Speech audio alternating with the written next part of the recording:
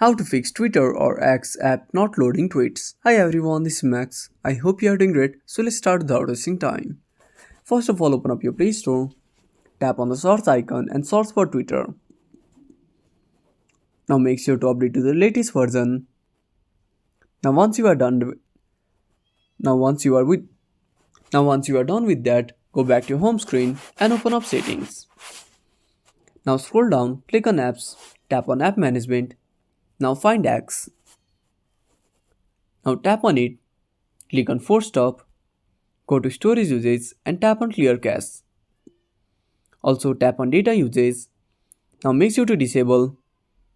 Now make sure to disable the toggle for disable mobile data and disable Wi-Fi. Now restart the application. If nothing fixes the issue, go to the Play Store, tap on uninstall, click on uninstall and reinstall the application.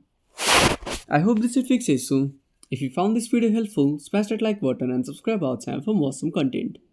Have a burning question about a topic? Drop down a comment below. This is Max signing off until next time.